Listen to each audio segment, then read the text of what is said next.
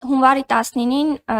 հայտարարվեց, որ վարչապետ Նիկոլ Փաշինյանը չի մասնակցի Դավոսի տնտեսական ֆորումին, բայց երեկ երեկոյան պարզ դարձավ, որ նա մեկնել է Դավոս համաշխարհային տնտեսական ֆորումի շրջանակում ԱՄՆ նախագահ Դոնալդ Թրամփի հրավերով որպես հիմնադիր անդամ մասնակցելու Խաղաղության խորհրդի կանոնադրության ստորագրման հանդիսավոր արարողությանը։ Հայաստանի համար այս հրավերը անակնկալ էր կամ արդյոք Դավոսի համաժողովին մասնակցությունը կարևոր էր միայն կանոնադրությունը ստորագրելու իմաստով։ Տեղեկություն ունեք, թե ինչով է պայմանավորված այս փոփոխությունը եւ եւս մեկ հարց էլ արդյոք առողջապահության հանձնաժողովի նախագահ Ռիփսիմե Հունանյանը վարչության հորդորով է որոշել, որ թողնում է պաշտոնը եւ չմասնակցել ընտրություններին 26-ի խորհրդարանական։ Շնորհակալ եմ։ Դավոսի հետ կապված մեզ համար սա կարևոր միջոցառում է, բազմիցս մասնակցել ենք եւ ելի ենք մասնակցելու, վարչապետի օրակարգով է պայմանավորված, թե նա ինչ միջոցառումների կմասնակցի կամ չի մասնակցի, հաշվի առնելով այդ օրակարգում տեղ գտած այլ միջոցառումները եւ դրանց կարեւորությունը։ Ինչ վերաբերվում է Տիկին Հունանյանի վերաբերյալ հարցին, Տիկին Հունանյանը որոշում է կայացրել եւ մենք հարգում ենք իր որոշումը եւ խնդրում ենք ձեզ էլ բոլորին էլ հարգել Տիկին Հունանյանի այդ որոշումը։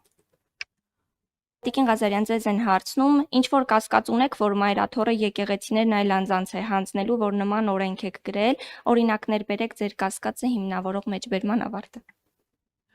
Շնորհակալ եմ հարցի համար, մենք այդ հարցը շատ մանրամասն քննարկենք ազգային ժողովի ակումբի նիստում, հույս ունեի, որ հետևած կլինեք, բայց մի քանի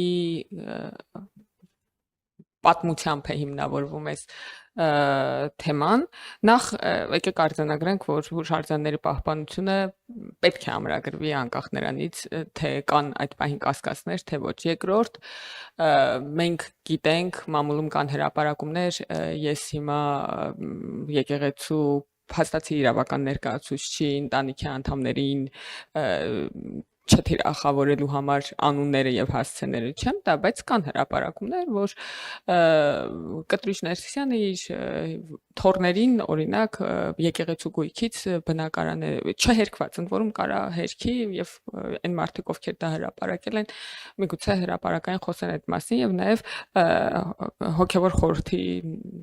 ներկայացուցիչներ են այդ մասին պատմել, որ եկեղեցու գույքից օտարվել են, նվիրվել են, սեփականաշնորհվել են իր ընտանիքի անդամներին։ Այս նախադասության մեջ իհարկե ամեն ինչն է աբսուրդ, սկսած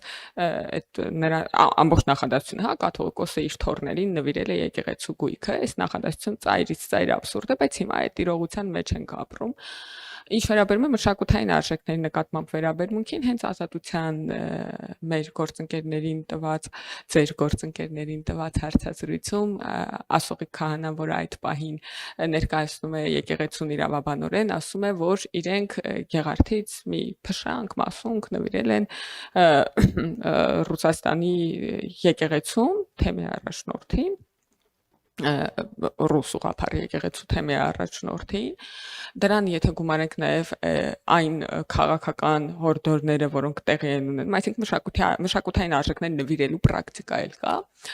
ընծայաբերելու, եթե կարելի է այդ բառերը ճշգրիտ բառերով նկարագրել, հա, կանոնադրական, ընդ որում նվիրելու եւ ընծայաբերելու իմաստով, իրավական իմաստով այդտեղ ոչ մի տարբերություն չկա, այդ սեփականության օտարման հարց է առաջանում։ Դրան եթե գումարենք նաև այն խոսույթը վերջին 8 ամիսների, որ գեներացվում է իր քաղաքական այս պահին կաթողիկոսի պաշտոն զբաղեցնող մարդու քաղաքական համախոհների շրջանակում, այսինքն տեղափոխել մայրաթոռի նստավայրը եւ Ռուսաստանից կառավարել, որևէ կերպ չի կարող բացառվել, ընդ որում չի միջամտել, հա, եկեղեցին խորհուրդը, հոգևոր խորհուրդը ասի դադարեցրեք, Հայաստանն է այն վայրը, կենտրոնը հոգևոր, որտեղից մենք պետք է շարունակենք հոգևոր գործունեություն ծավալել, այսինքն ավելի թեժացրել է այդ խոսակցությունները, ոչ որևէ կերպ չի բացառվում, որ օրինակ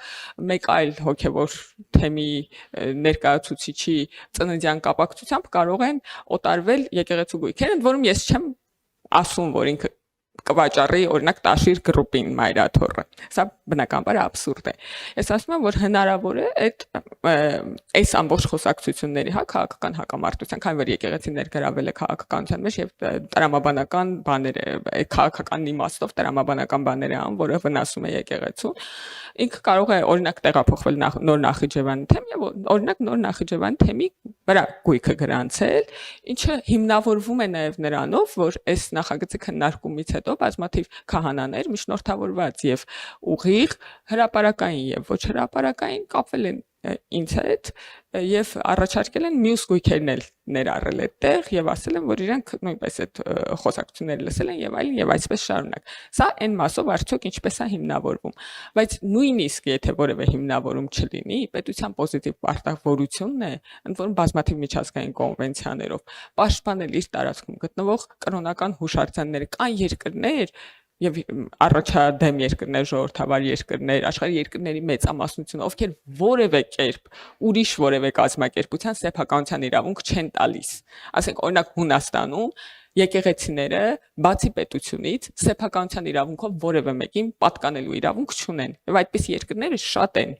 Հետևաբար դա առաջադեմ միջազգային պրակտիկա է, որը մենք կարծում ենք Հայաստանն է պետքա որդեգրի։ Իհարկե հիմա ընդհանրակարգային իրավական խոչընդոտներ կան, բայց դա ավելի տրամաբանական է, որովհետև այդ եկեղեցիները պատկանում են հայ ժողովրդին, դա հայ ժողովրդի մշակութային ժառանգությունն է։